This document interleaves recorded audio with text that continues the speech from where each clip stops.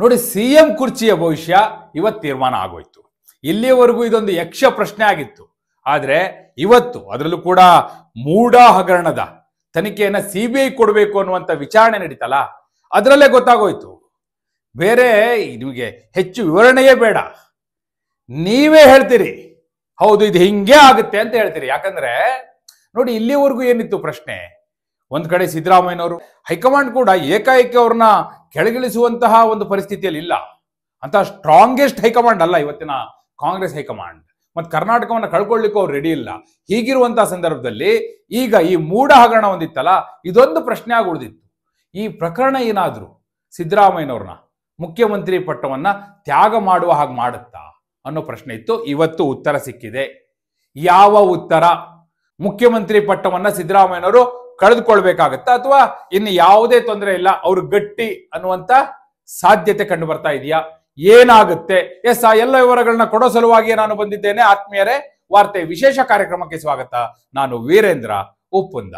ನೋಡಿ, ಸಹಜವಾಗಿ ಎಲ್ರಿಗೂ ಕೂಡ ಕಾಡ್ತಾ ಇದ್ದಂತ ಪ್ರಶ್ನೆ ಅದು ಕಳೆದ ಕೆಲವು ತಿಂಗಳುಗಳಿಂದ. ಯಾವತ್ತು ಮೂಡ ಹಗರಣ ಬೆಳಕಿಗೆ ಬಂದು ಅದು ಸಿದ್ದರಾಮಯ್ಯನವರಿಗೆ ಕಂಟಕವಾಗಿ ಪರಿಣಮಿಸ್ತೋ ಆಗ ಸಹಜವಾಗಿ ಇದು ಇವತ್ತಲ್ಲ ನಾಳೆ ಸಿದ್ದರಾಮಯ್ಯನವ್ರನ್ನ ಕುರ್ಚಿಯಿಂದ ಕೆಳಗಿಳಿಸುತ್ತಾ ಅನ್ನೋ ಪ್ರಶ್ನೆ ಇತ್ತು. ಇವತ್ತು ಅದಕ್ಕೆ ಉತ್ತರ ಸಿಕ್ಕಿದೆ ಅಂತ ಹೇಳಿದೆ. ಹಾಗಂದ್ರೆ ನೋಡಿ, ಸಿಬಿಐ ತನಿಖೆಗೆ ಕೊಡಬೇಕು ಈ ಪ್ರಕರಣವನ್ನ, ನಮಗೆ ಲೋಕಾಯುಕ್ತ ಸಂಸ್ಥೆಯ ತನಿಖೆಯ ಮೇಲೆ ನಂಬಿಕೆ ಇಲ್ಲ ಅಂತ ಸ್ನೇಹಮಯಿ ಕೃಷ್ಣ ಹೈಕೋರ್ಟಿಗೆ ಅರ್ಜಿ ಹಾಕಿದ್ರು.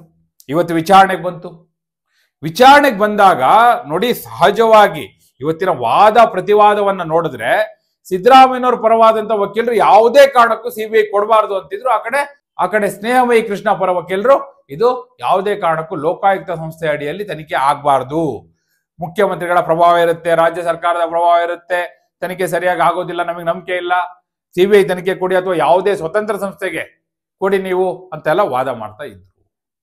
ನೋಡಿ, ಈ ಪ್ರಕರಣ ಈಗ ವಾದ ಪ್ರತಿವಾದ ಎಲ್ಲ ಮುಗ್ದಿದೆ. ಅಂತಿಮವಾಗಿ ಇನ್ನೇನು ತೀರ್ಪು ಪ್ರಕಟ ಆಗುತ್ತೆ.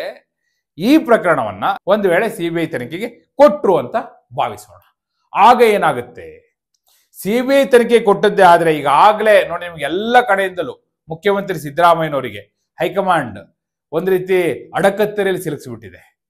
ಎಲ್ಲ ಕಡೆಯಿಂದಲೂ ಕೂಡ ಕವರ್ ಅಪ್ ಮಾಡಿಬಿಟ್ಟಿದೆ. ಅವರಿಗೆ ಯಾವುದೇ ಸ್ವತಂತ್ರ ತೀರ್ಮಾನವನ್ನ ತೆಗೆದುಕೊಳ್ಳಿಕ್ಕೆ ಅವಕಾಶವೇ ಇಲ್ಲ. ಬೇರೆ ಯಾವುದು ಬೇಡ, ಜಾತಿ ಗಣತಿಯನ್ನ ಸಚಿವ ಸಂಪುಟದಲ್ಲಿ ಅವ್ರಿಗೆ ತರಕಾಗ್ತಾ ಇಲ್ಲ. ಇನ್ನೇನ್ ಮಾಡ್ಲಿಕ್ಕೆ ಸಾಧ್ಯ ಇದೆ? ಅಲ್ಲಿ ಪರಮೇಶ್ವರ್ ಡಿನ್ನರ್ ಮೀಟಿಂಗ್ ಕರೆದ್ರೆ ಕ್ಯಾನ್ಸಲ್ ಆಗುತ್ತೆ. ಎರಡ ಇವ್ರಿಗೆ ಹಿನ್ನಡೆ ಆಗಿದ್ದು. ಡಿ.ಕೆ. ಶಿವಕುಮಾರ್ ಅವ್ರನ್ನ ಕೆಪಿಸಿಸಿ ಅಧ್ಯಕ್ಷ ಪಟ್ಟದಿಂದ ಕೆಳಗಿಳಿಸಬೇಕು ಅಲ್ಲಿ ಡೆಲ್ಲಿಗೆ ಹೋದ್ರೆ ವಾಪಸ್ ಕಳಿಸ್ತಾರೆ. ಸಚಿವ ಸಂಪುಟ ವಿಸ್ತರಣೆ ಅಂದ್ರೆ ನೋ ಅಂತಾರೆ. ಸಚಿವ ಸಂಪುಟ ಪುನರ್ರಚನೆ ಅಂದ್ರೆ ನೆವರ್ ಅಂತಾರೆ. ಹೀಗಿರುವಾಗ ಹೇಗೆ ಸಾಧ್ಯ? ಸಿದ್ದರಾಮಯ್ಯನವರು ತಾವೇನಾದ್ರೂ ಒಂದು ವೇಳೆ ಈ ಪ್ರಕರಣದಲ್ಲಿ ಸಿಬಿಐ ತನಿಖೆಯನ್ನ ಎದುರಿಸಬೇಕಾದಂತ ಸಮಯ ಬಂದದ್ದೇ ಆದ್ರೆ ಕಾಂಗ್ರೆಸ್ ಹೈಕಮಾಂಡ್ ಸುಮ್ಮನೆ ಬಿಡುತ್ತಾ? ಒಂದ್ ವೇಳೆ ಕಾಂಗ್ರೆಸ್ ಹೈಕಮಾಂಡ್ ಬಿಟ್ಟರು ಡಿ.ಕೆ. ಶಿವಕುಮಾರ್ ಸುಮ್ಮನೆ ಕೂರ್ತಾರ? ತಮ್ಮ ಆಂತರಿಕ ವಿರೋಧಿಗಳು, ಬಾಹ್ಯ ವಿರೋಧಿಗಳು ಎಲ್ಲ ಒಟ್ಟಾಗಿ ಮುಗಿಬೀಳೋದಿಲ್ವಾ? ಆ ಕಡೆ ಬಿಜೆಪಿ ಜೆಡಿಎಸ್ ಒಟ್ಟಾಗಿ ಹೋರಾಟಕ್ಕೆ ಇಳಿಯೋದಿಲ್ವಾ? ಇದೆಲ್ಲ ಅತ್ಯಂತ ಸಹಜವಾಗಿ ನಡೆಯುತ್ತೆ. ಈ ಹಿಂದೆಯೇ ಪಾದಯಾತ್ರೆ ಮಾಡಿದವರು ಬಿಜೆಪಿ ಜೆಡಿಎಸ್ ಸೇರಿ ಈಗ ಬಿಡ್ತಾರ ಅವರು? ಸೊ ಸಿಬಿಐ ತನಿಖೆಗೆ ಒಂದು ವೇಳೆ ಈ ಪ್ರಕರಣ ಹೋದದ್ದೇ ಆದ್ರೆ ಆಗ ಆಂತರಿಕವಾಗಿಯೂ ಬಾಹ್ಯವಾಗಿಯೂ ಒತ್ತಡ ಏರ್ಪಡುವ ಜೊತೆಗೆ ಹೈಕಮಾಂಡ್ ಕೂಡ ಇದು ಪಕ್ಷಕ್ಕೆ ಮುಜುಗರವನ್ನ ತರುತ್ತೆ ಅನ್ನುವ ಕಾರಣವನ್ನ ಮುಂದಿಟ್ಟು ಪಟ್ಟವನ್ನ ತ್ಯಾಗ ಮಾಡಿ ಅಂತ ಹೇಳುವ ಸಾಧ್ಯತೆ ಇರುತ್ತೆ. ಅದೇ ಕಾರಣಕ್ಕಾಗಿ ತ್ಯಾಗದ ಮಾತುಗಳು ಇತ್ತೀಚೆಗೆ ಬಹಳ ಚರ್ಚೆ ಆಗ್ತಾ ಇದೆಯಲ್ಲ, ಇದೊಂದು ಹಿನ್ನೆಲೆಯೂ ಕೂಡ ಅದಕ್ಕಿದೆ. ನೀವು ನೆನ್ಪಿಟ್ಕೊಂಡಿರಿ, ಸುಮ್ಮನೆ ಅಲ್ಲ. ಅದನ್ನ ಸುಮ್ಮನೆ ಎಲ್ಲ ತ್ಯಾಗದ ವಿಚಾರವನ್ನ ಇಷ್ಟು ದೊಡ್ಡದಾಗಿ ಚರ್ಚೆ ಮಾಡ್ತಿರೋದಲ್ಲ. ಸುರ್ಜೇವಾಲಾ ಬಂದು ಸಿದ್ದರಾಮಯ್ಯನವ್ರ ಹತ್ರ ಒಂದು ತ್ಯಾಗದ ಸಂದೇಶ ಕೊಡಿ ಸಚಿವರಿಗೆಲ್ಲ ಅಂತ ಹೇಳೋಗಿದ್ದು, ಅದು ನೇರವಾಗಿ ಸಿದ್ದರಾಮಯ್ಯನವರಿಗೆ ಕೊಟ್ಟಂತ ಟಾಂಗ್ ಆಗಿತ್ತು. ಸಿದ್ದರಾಮಯ್ಯನವ್ರಿಗೆ ತಡವಾಗಿ ಅರ್ಥ ಆಯ್ತು ಬಿಡಿ, ದಟ್ಸ್ ಡಿಫ್ರೆಂಟ್. ಆದ್ರೆ ಅಂತಿಮವಾಗಿ ಈ ಪ್ರಕರಣ ಸಿಬಿಐ ತನಿಖೆಗೆ ಹೋದದ್ದೇ ಆದ್ರೆ ಆಗ ಸಿದ್ದರಾಮಯ್ಯನವರೇ ನೀವು ತ್ಯಾಗ ಮಾಡಿ ಅಂತ ಹೇಳ್ತಾರೆ. ಸಿದ್ದರಾಮಯ್ಯನವರಾಗ ಕೇಜ್ರಿವಾಲ್ ಮಾದರಿಯನ್ನು ಅನುಸರಿಸೋಣ ಅಂತ ಹೇಳಲಿಕ್ಕೆ ಸಾಧ್ಯವಾ? ಅರವಿಂದ್ ಕೇಜ್ರಿವಾಲ್ ಅವ್ರದೇ ಪಾರ್ಟಿ, ಆಮ್ ಆದ್ಮಿ ಪಾರ್ಟಿ. ಅಲ್ಲೇನ್ ಬೇರೆ ಹೈಕಮಾಂಡ್ ಇಲ್ಲ, ಅವರೇ ಹೈಕಮಾಂಡು. ಏನಾಯ್ತು ಕೊನೆಗೆ ಅವರು ಜೈಲಿಗೆ ಹೋಗಿ ಬಂದು ಮುಖ್ಯಮಂತ್ರಿ ಪಟ್ಟವನ್ನು ತ್ಯಜಿಸಬೇಕಾಯ್ತು. That's different. ನೋಡಿ, ಮತ್ತೆ ಇದೇನಾಗುತ್ತೆ, ಹಾಗೆ ಮಾಡ್ಲಿಕ್ಕೆ ಬರೋದಿಲ್ಲ ಅಂತ ನಾನು ಯಾಕೆ ಹೇಳ್ತೀನಿ ಅಂದ್ರೆ, ಒಂದು ವೇಳೆ ಸಿದ್ದರಾಮಯ್ಯನವರು ಇಲ್ಲ ಸಿಬಿಐ ತನಿಖೆ ಇದ್ರೂ ಕೂಡ ನಾನು ಮುಖ್ಯಮಂತ್ರಿಯಾಗಿ ಮುಂದುವರಿತೀನಿ, ಅದೇನಾಗುತ್ತೋ ನಾನು ನೋಡ್ತೀನಿ, ಜೈಲಿಗೆ ಹೋದ್ರು ನಾನು ಸಿಎಂ ಆಗಿ ಇರ್ತೀನಿ ಅಂತ ಹೇಳಿದ್ರೆ ಆಗ ಅದು ಪಾಲಿಸಿ ಮ್ಯಾಟರ್ ಆಗ್ಬಿಡುತ್ತೆ. ಇಲ್ಲಿಗೆ ಮಾತ್ರ ಅದು ಅನ್ವಯಿಸೋದಿಲ್ಲ. ಕಾಂಗ್ರೆಸ್ ಅಧಿಕಾರದಲ್ಲಿ ಎಲ್ಲೆಲ್ಲಿದೆಯೋ ಎಲ್ಲ ಕಡೆಯೂ ಅನ್ವಯ ಆಗುತ್ತೆ. ಮುಂದೆ ಎಲ್ಲೆಲ್ಲಿ ಅಧಿಕಾರಕ್ಕೆ ಬರುತ್ತೋ ಅಲ್ಲೂ ಅನ್ವಯ ಆಗುತ್ತೆ.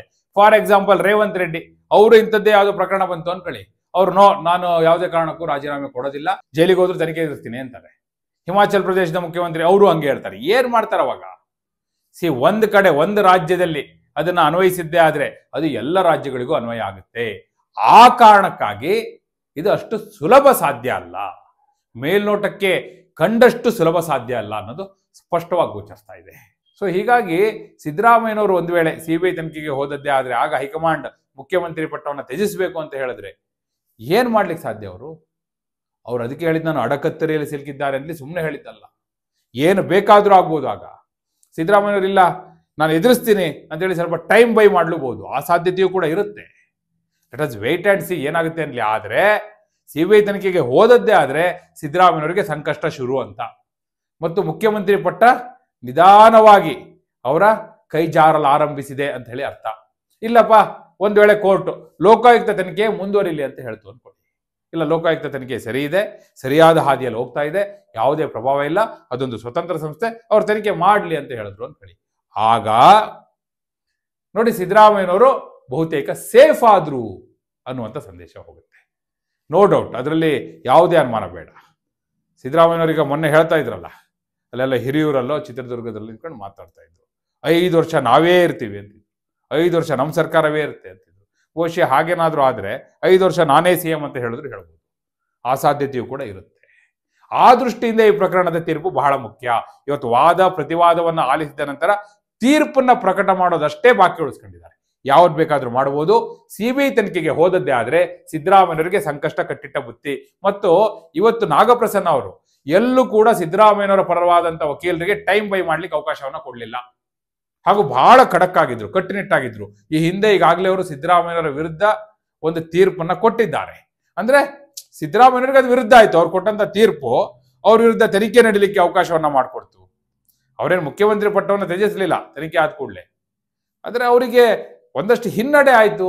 ಮತ್ತು ಫಾರ್ ದಿ ಫಸ್ಟ್ ಟೈಮ್ ಅವರು ಒಂದು ಕಪ್ಪು ಮಸಿಯನ್ನ ಬಳಿದುಕೊಂಡಿದ್ದಾರೆ ಅನ್ನುವಂಥದ್ದು ವರದಿ ಆಯ್ತು, ನೀವೆಲ್ಲ ಗಮನಿಸಿದ್ದೀರಿ. ಆ ದೃಷ್ಟಿಯಿಂದ ನೋಡೋದಾದ್ರೆ ಈ ಪ್ರಕರಣದ ತೀರ್ಪು ಸಿದ್ದರಾಮಯ್ಯನವರ ರಾಜಕೀಯ ಭವಿಷ್ಯವನ್ನೇ ತೀರ್ಮಾನ ಮಾಡ್ತಾ ಇದೆ.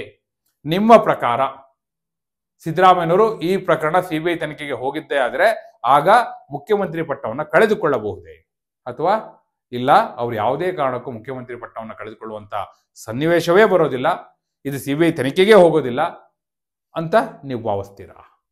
ಏನ್ ನಿಮ್ಮ ಅಭಿಪ್ರಾಯ ಏನು? ನಿಮ್ಮ ಅಭಿಪ್ರಾಯವನ್ನ ಕಮೆಂಟ್ ಮೂಲಕ ತಿಳಿಸಿ. ಹಾಗೆ ನೀವಿನ್ನು ವಾರ್ತೆ ಚಾನಲ್ನ ಸಬ್ಸ್ಕ್ರೈಬ್ ಮಾಡಿಲ್ಲ ಅಂದ್ರೆ ಈಗಲೇ ಸಬ್ಸ್ಕ್ರೈಬ್ ಮಾಡಿ. ಧನ್ಯವಾದ.